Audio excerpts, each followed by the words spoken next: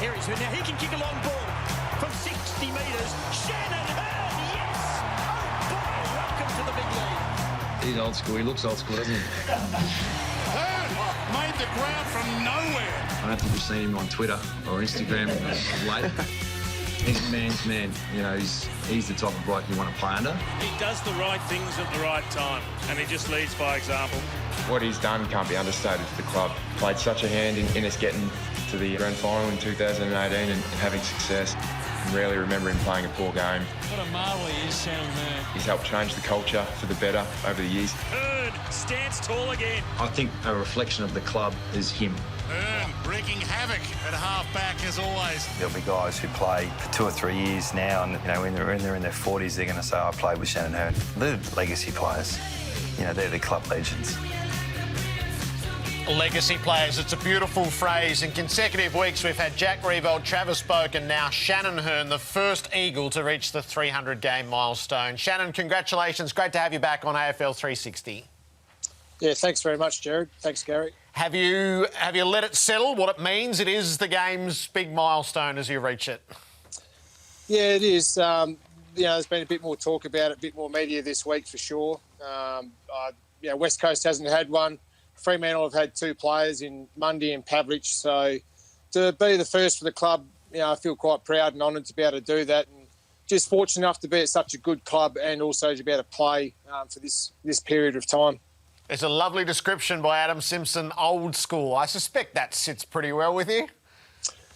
Yeah, well, that's about right. There's not too much flash. I grew up in the country back in Angaston in the Barossa Valley, and Dad and Granddad, it was a bit about doing the basics well and, trying not to have any fuss and get your job done and be consistent. And that's what I've aimed to do. And it's probably turned out, myself as my personality, and it's probably, turned out that's how my football's been played.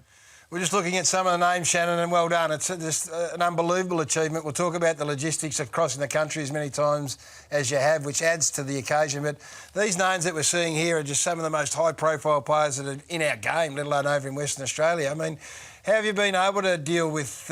we know there's a bubble over there. The West Coast Eagles are a superstar, always have been. How have you been dealing with that over the past week or so when you know there's 300s coming up? Yeah, well... I was fortunate enough to play a lot of footy with Dean Cox and Darren Glass, and they really helped me at the start of my career about what was required to be a good player and a good team player and a good clubman, and played a lot of games with them. And then also guys like you saw before, Glenn Jakovich, Guy McKenna, Peter Matera, always hanging around the footy club. So learning from them and the history of the club was always pretty special for me as a younger guy coming through. And West Coast has always wanted to be a successful team. We've been fortunate enough to be that over a fair period of time. So I understand it's a reasonably big deal, but I just enjoy playing football. I enjoy playing with the teammates. I've been able to play with a lot of different players over the journey and made some good friends along the way. I heard it described today that the people talking about you, the perfect captain for a side that is in the Hollywood setup, and that you've got this such a great down-to-earth persona about you that it just balances out the group really well. Oh, well, look, sometimes that can be a good thing and a bad thing, but that's who I have been. Yes, it's been spoken about. It's a two club state as in South Australia, and there's always a bit more attention that goes on to that. So we've had a lot of players and a lot of good players in the leadership group that have had different personalities and been able to help me along the way. Like Josh Kennedy's been fantastic. Lukey Shuey now has been doing a great job, and even blokes from us coming through, Matthew Prittis, Eric McKenzie, as I said, Glassy, Coxie. So I've always had a range of different players, but you probably just need to be steady and be consistent and not get too carried away with what can happen in a two-club state. Every now and then on these milestones, you'd pose the question, it's amazing how far footy can take you, and that literally is true for you. So someone with far too much time in their hands calculated that you've travelled 780,012 kilometres to play your footy, which you could have travelled to the moon and back and had changed, so you probably wasted, really, all your travel time. How taxing is that to live as your footy journey? Well, it's just what you have to do when you're over here in Perth. It takes a little while to get used to it, I think, just get used to the routine, the preparation, when you get into the eastern states, just making sure you have a walk and a stretch and look after your body. And it's probably more the flying back that tends to tend to take 2 or 3 days to recover, because you'd rather get back to your own bed, but you don't really sleep. Your pattern gets thrown out a little bit. Warren Cofer, our fitness bloke's always been great. The club's been great about having 2 days of recovery. So you just need to find your own way how to handle that. And, I've been fortunate enough that I haven't had any long-term injuries and been able to recover pretty well post most games. Not sure I would have wanted to have played and travelled on any of those, except for the trip back in 2018. I mean, that's a plane trip I would have been very happy to be on. You go back to the MCG, you're taking on the Pies this weekend and your 300th in front of an empty stand. You spare a moment on the flight over and cast your mind back to that day? Well, every now and then you do.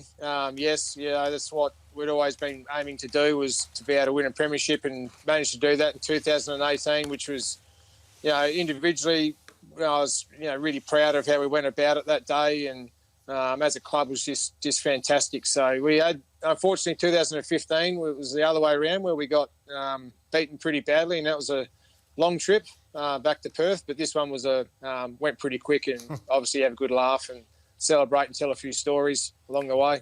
Who would you have most liked to have there on Saturday, Shannon, who you won't get to? We lived through this with Travis Boak on Friday night. It deserved so much more, but there's going to be nobody there to salute you, at least in the stands.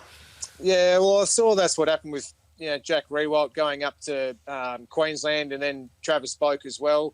It was going to be a home game, and then it's over in Victoria. So, look, I think the natural thing is you always want to have your family there. So my mum, dad and sister and other relatives would have been great, but to be able to have immediate family there would have been pretty good.